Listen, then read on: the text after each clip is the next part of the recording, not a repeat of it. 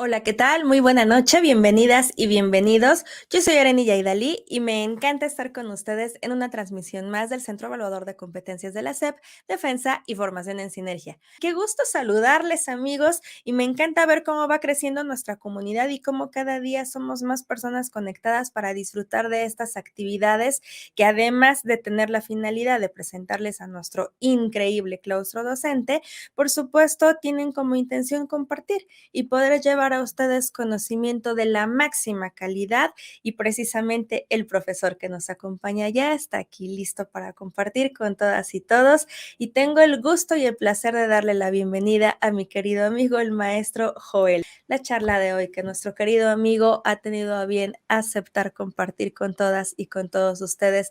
Querido Joel, nuevamente me honra tenerte en este foro. Agradezco muchísimo tu participación y te cedo cámaras y micrófonos para disfrutar tu tiempo. Muchas gracias, Areni. Muchas gracias. Como les decía, pues básicamente en esta ocasión estaremos viendo al Seguro Social como un organismo descentralizado y como una entidad fiscal autónoma, además de ser el administrador del Seguro Social. Es muy importante tener en cuenta que el Instituto Mexicano del Seguro Social es un organismo descentralizado que administra un servicio público que es el Seguro Social. Ocurre en nuestro país como con el servicio de suministro de energía eléctrica que administra la Comisión Federal de Electricidad. Algo así es lo que ocurre con el IMSS. Hoy el Seguro Social sabemos que está presente en muchos aspectos de la vida cotidiana. Seguramente hemos visto hospitales y clínicas a lo largo de todo el país, o incluso ahora con la pandemia del COVID, muy probablemente fuimos vacunados por alguna de las miles de enfermeras que trabajan en el instituto y que estuvieron llevando a cabo esta campaña de vacunación. Pero el Seguro Social no es solo servicios médicos.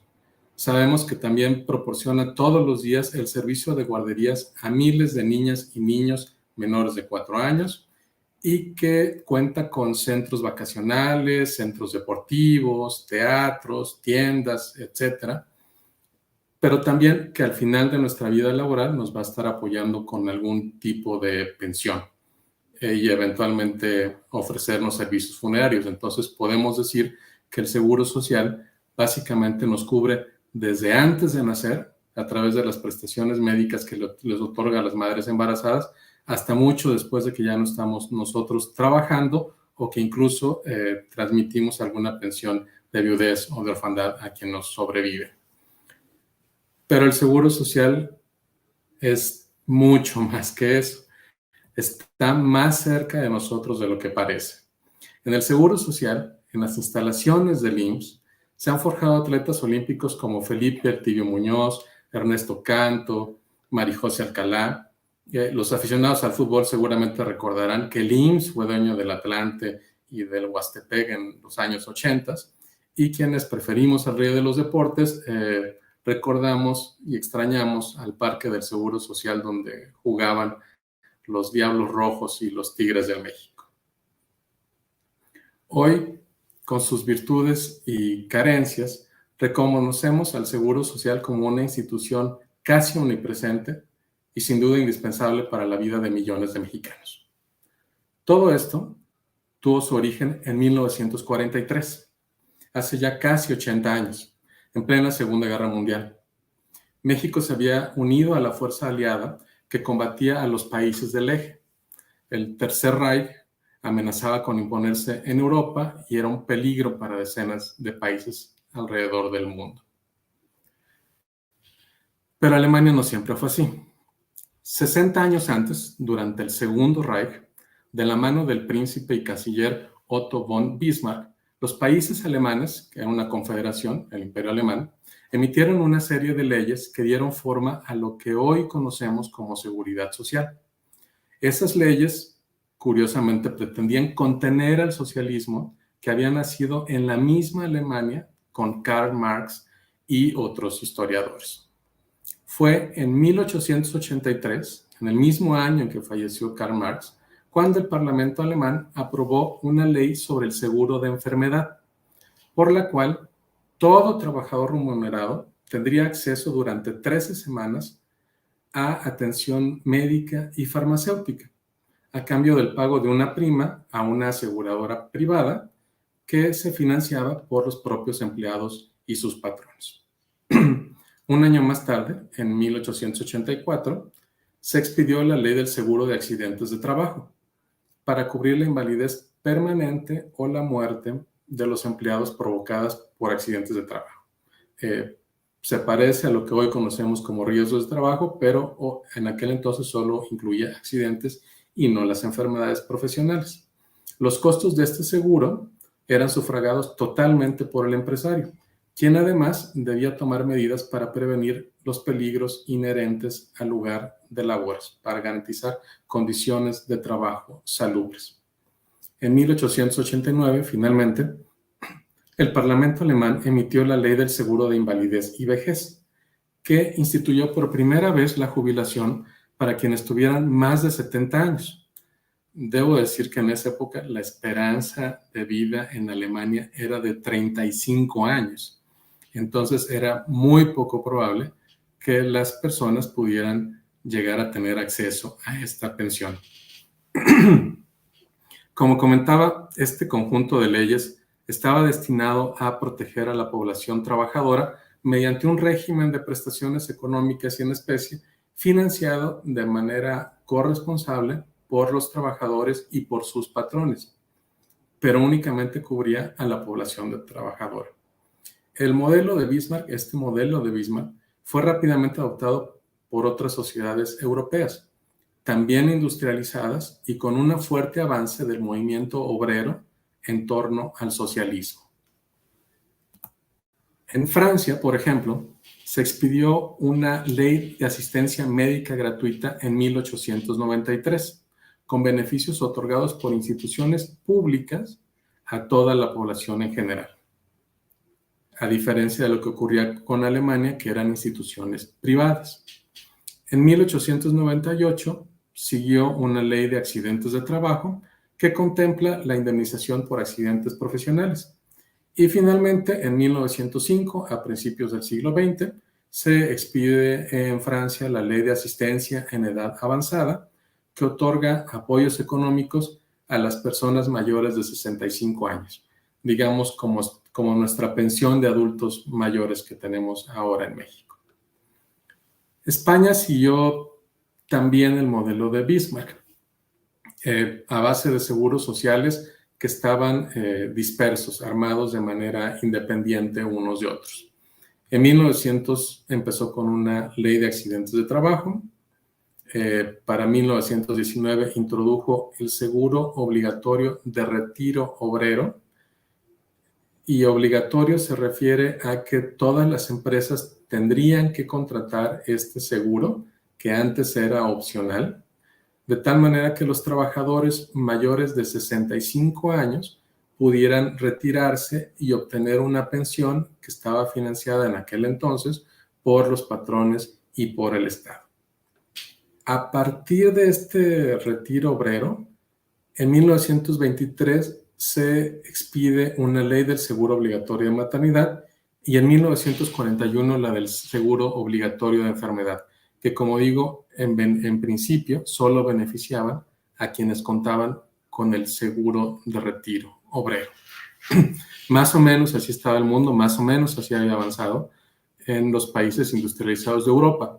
Debo decir que Estados Unidos no tenía y no tiene hasta ahora una cobertura de seguro social como nosotros la tenemos entendida, donde hay atención médica para la población trabajadora, donde hay un sistema público o privado de pensiones, donde hay distintos servicios sociales. Estados Unidos fue y sigue siendo una ínsula, por llamarlo de alguna manera, en esto de la seguridad social. América Latina avanzó más o menos al mismo ritmo que Europa y México también fue así. En 1943 nosotros éramos un país completamente diferente al actual cuando nació el Seguro Social. Era un país de 21 millones de habitantes, el 70% de ellos viviendo dispersos en comunidades dedicadas fundamentalmente a la agricultura y a la ganadería. Habíamos iniciado un incipiente, muy prematuro proceso de industrialización durante el Porfiriato, pero poco después de la Revolución de 1913 vino a trastocar todo.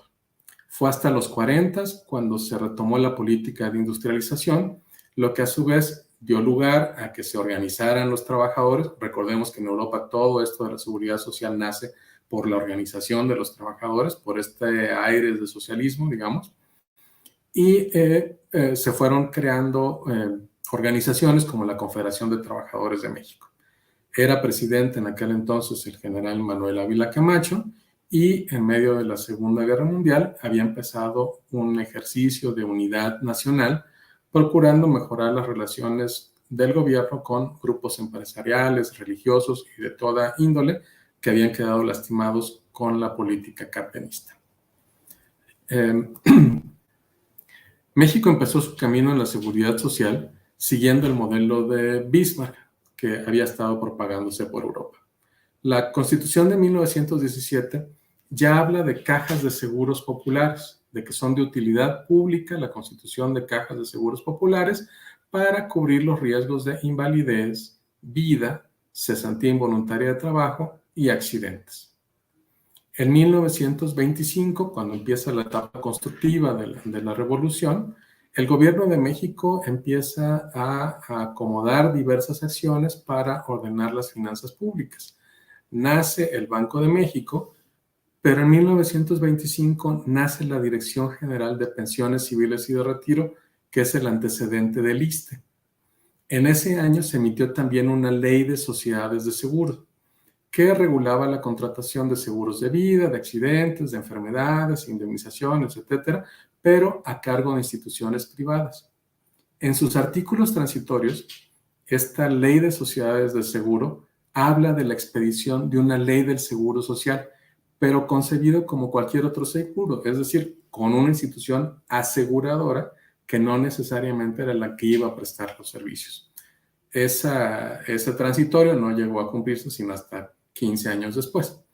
En 1929, la Constitución se reforma y ya se incorpora a su texto, al 123 constitucional, la utilidad pública de contar con una ley del seguro social que abarque los seguros de invalidez, vida, cesación involuntaria del trabajo, agregan enfermedades e incluyen accidentes. El tercer impulso, digamos, para llegar a la ley del seguro social, este tercer impulso vino por la Ley Federal del Trabajo de 1931, que incorporó diversas previsiones en materia de accidentes de trabajo y de enfermedades profesionales, las cuales eran cubiertas por aseguradoras privadas con base en la Ley de Sociedades de Seguros de 1925.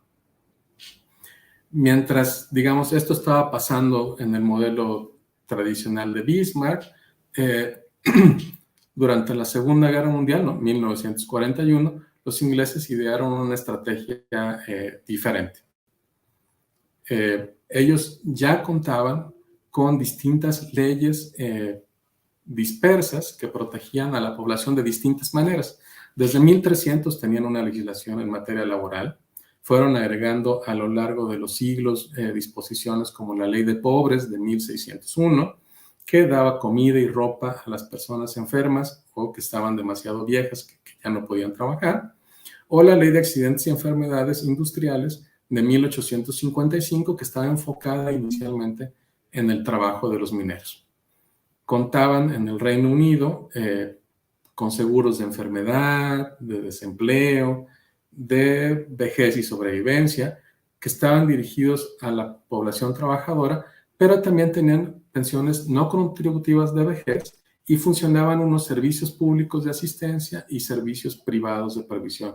Era un esquema muy grande de lo que hoy conocemos como seguridad social, pero un esquema muy grande de protección del Reino Unido. Y entonces, en 1941, se dispuso la creación de una comisión interdepartamental para la seguridad social y servicios afines, a cargo de Sir William Beveridge, quien había sido director de la London School of Economics y en esa época, en los 40, fungía como decano del University College de Oxford. Las conclusiones de esta comisión, de la Comisión Beveridge, se dieron forma a un plan de seguridad social que se publicó en noviembre de 1942, durante la Segunda Guerra Mundial, a través del cual lo que se logró fue universalizar los beneficios de la seguridad social y al mismo tiempo compartir entre toda la sociedad los costos de la misma, de tal manera que por primera vez se introdujo el principio de solidaridad en la seguridad social. Como consecuencia de este plan, fueron naciendo la Ley de Asignaciones Familiares de 1945, las leyes del Seguro Nacional, de Riesgo Industrial, del Servicio Nacional de Salud de 1946 y la Ley de Asistencia Nacional de 1947. Aquí lo destacable es que, a diferencia del modelo de Bismarck, esta legislación otorga beneficios a todas las personas y no únicamente a los trabajadores. Pero igualmente las prestaciones son financiadas por todos los contribuyentes, por toda la sociedad, y no únicamente por los patrones y obreros. Esta visión, por llamarla así, universal, fue incorporada en México hasta 1973, cuando se reconoció por primera vez que la seguridad social tiene como fin garantizar el derecho humano a la salud, a la asistencia médica, la protección de medios de subsistencia y los servicios necesarios para el bienestar individual y colectivo. Asimismo, se estableció, se reconoció que esta realización, digamos, la materialización de la seguridad social, estaba a cargo de diversas entidades y dependencias públicas, federales y locales, ¿no?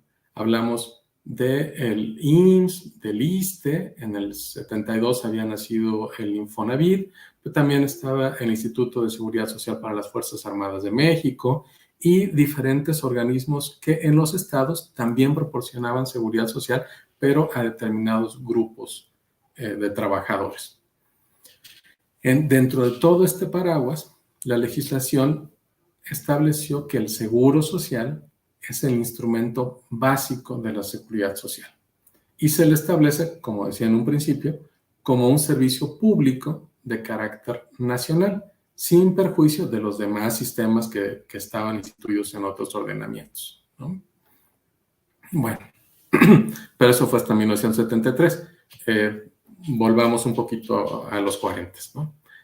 Al mismo tiempo que en Inglaterra se creaba la Comisión Beveridge, en México, durante la presidencia del general Manuel Ávila Camacho, se estableció una comisión técnica para la elaboración del proyecto de ley del Seguro Social, la cual estaba presidida por el guanajuatense Ignacio García Telles, que había sido rector de la UNAM, fue secretario de Educación, fue secretario de Gobernación y en ese entonces se desempeñaba como secretario de Trabajo y Previsión Social. La comisión técnica, creada en junio de 1941, tardó un año en presentar sus conclusiones. Fue hasta agosto de 1942 cuando, influenciada por los modelos de seguros sociales que había ideado Bismarck y que estaban vigentes en Europa y en la mayoría de los países latinoamericanos, presentaron su proyecto de ley de seguro social. Recordemos que esto es bajo la influencia de Bismarck. El informe de la Comisión de Beveridge va a ser publicado hasta noviembre de 1942. En diciembre de ese año, el Congreso de la Unión recibió, dictaminó y aprobó la ley del Seguro Social, como era siempre, ¿no? Mandaba el presidente una iniciativa y de inmediato se aprobaba. Y finalmente, el 19 de enero de 1943, se publicó la ley del Seguro Social y nació formalmente el Instituto Mexicano del Seguro Social. Por cierto, y nada más como ayuda de memoria, en 1943 falleció Nikola Tesla, nació Robert De Niro, Catherine Deneuve y nuestro muy querido Julio Iglesias, jugador del Real Madrid. Y en México estalló el volcán Paricutín, se jugó por primera vez un campeonato profesional de fútbol y en los cines triunfaba en la película México de mis recuerdos.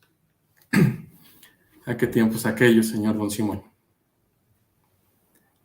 Hablaremos ahora de los regímenes, de cómo funciona actualmente el Seguro Social, que es nuestra segunda parte de la exposición.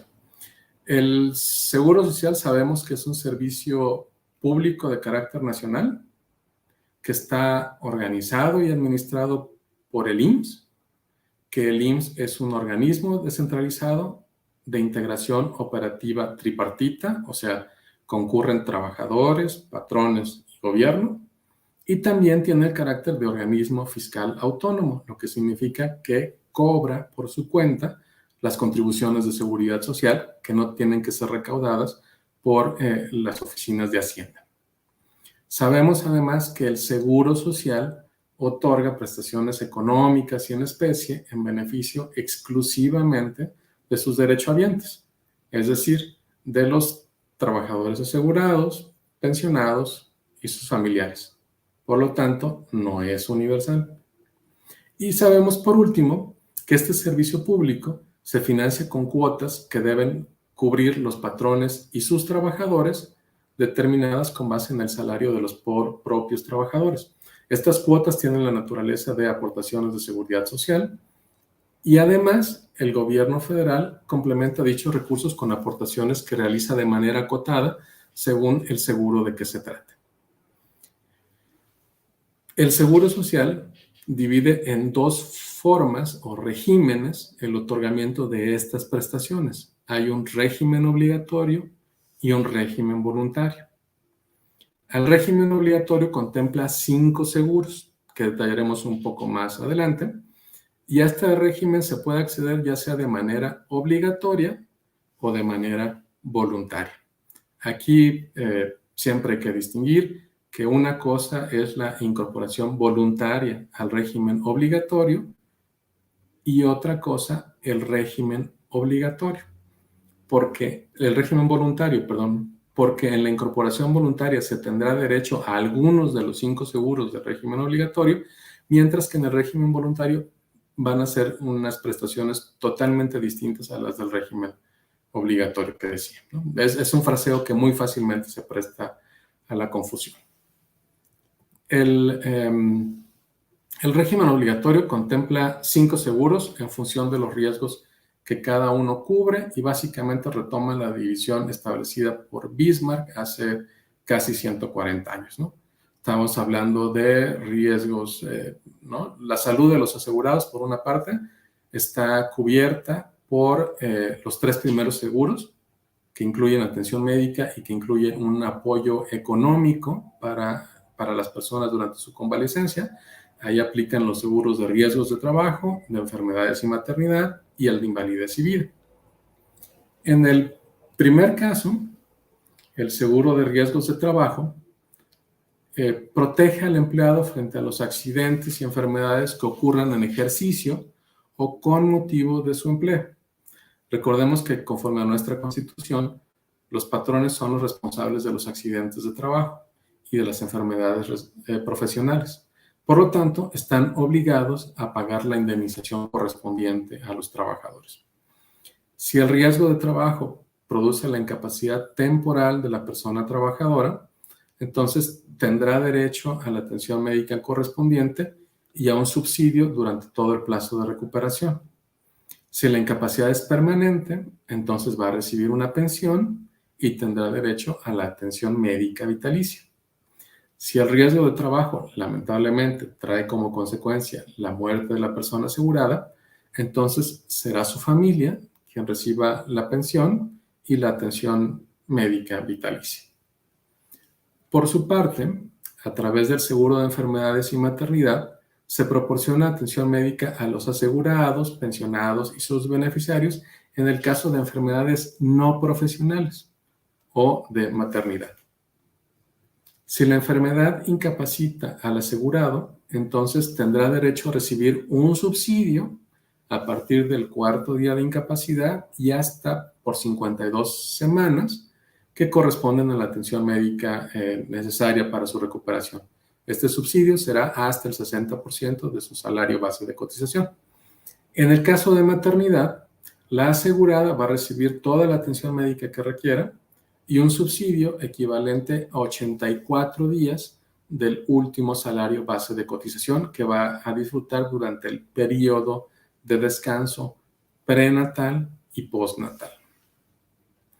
Pues si la enfermedad o el accidente no profesional le impide al asegurado continuar laborando o conseguir un empleo con una remuneración por lo menos igual al 50% del salario que percibía, entonces se activa el seguro de invalidez y vida, a través del cual se otorga una pensión temporal o definitiva según el grado de invalidez del asegurado.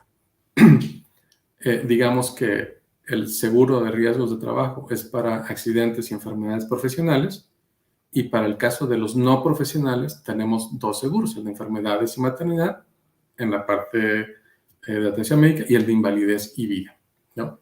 En caso de fallecimiento, aquí en este seguro de invalidez y vida, la pensión y la atención médica se van a proporcionar igualmente a los beneficiarios del asegurado o del pensionado. El cuarto seguro es el de retiro, cesantía y vejez.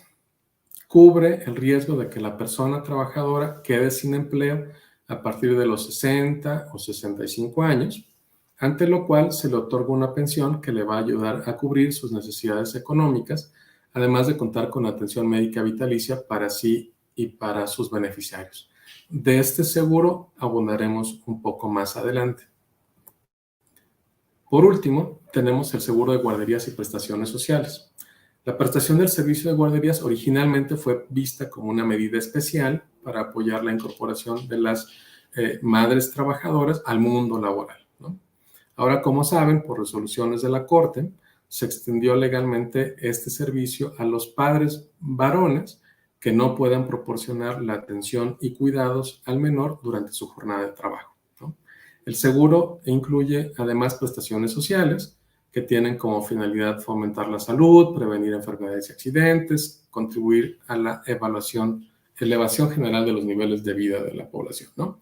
Estas prestaciones sociales abarcan centros deportivos, centros vacacionales, teatros, centros sociales, centros recreativos, programas de promoción a la salud, de capacitación para el trabajo e incluso de regularización del estado civil de las personas. Esto no significa que el IMSS case a nadie, no oficia matrimonios, pero bueno. Veamos en este cuadro de manera sintetizada los 5 seguros del régimen obligatorio, ¿no?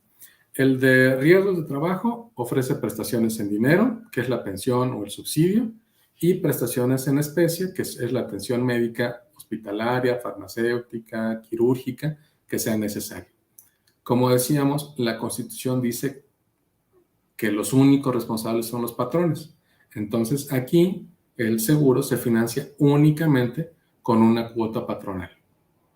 En el caso de enfermedades y maternidad, también hay prestaciones económicas y prestaciones en especie, ¿no? Los subsidios y pensiones los subsidios que mencionábamos anteriormente, y en este caso se van a financiar con la cuota que aporten los trabajadores, los patrones y el gobierno federal. Lo mismo va a ocurrir con el seguro de invalidez y vida. Aquí también las personas van a recibir una prestación económica, que era la pensión que comentamos, la pensión de invalidez o de viudez o de orfandad, ¿no? Van a tener derecho a prestaciones en especie, que es la atención médica, e igual que el seguro anterior, se financia de manera tripartita. El siguiente seguro es un seguro sui generis, por llamarlo de alguna manera. Se llama de retiro, cesantía y vejez, como decíamos, ¿no? Primero, la parte normal es que pues, otorga prestaciones en dinero, que son las pensiones de cesantía y vejez, y prestaciones en especie, que es la atención médica que reciben esos pensionados de 60 o 65 años de edad, ¿no? Eso sería lo normal. La parte, digamos, sui generis, normal, es que, aunque se llama de retiro, el ramo de retiro no existe. Pero, aunque no existe, los patrones tienen que pagar 2% del salario base de cotización de sus trabajadores. Esa aportación, que es del ramo de retiro, en realidad se utiliza para financiar los otros dos ramos, el de cesantía y el de vejez.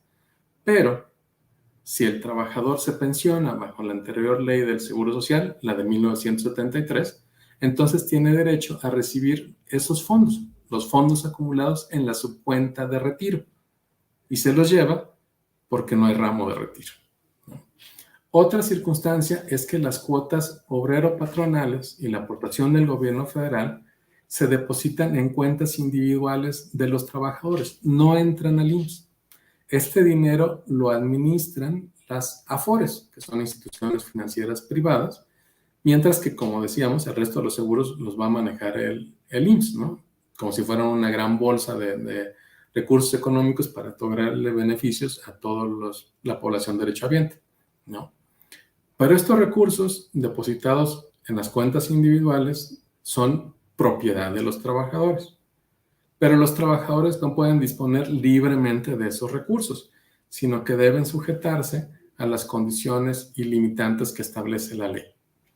No solo eso, el gobierno federal incluso puede apropiarse de una parte de esos recursos, de ese ahorro, ¿no?, de la cuenta individual, y dar a cambio la pensión de cesantía o de vejez que va a recibir el asegurado conforme a la ley del Seguro Social de 1973.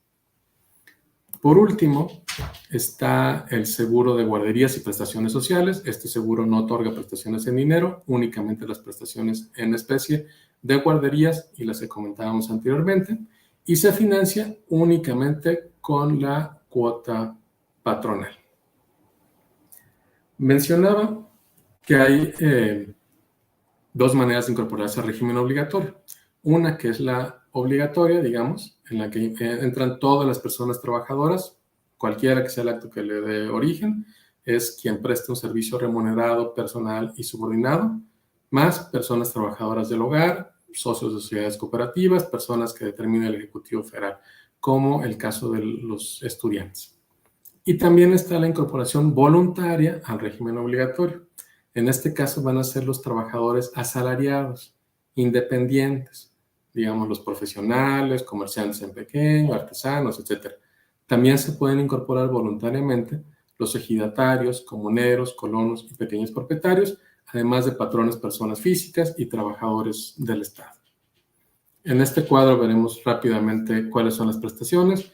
Los que se incorporan obligatoriamente al régimen obligatorio tienen acceso a los 5 seguros sin limitaciones.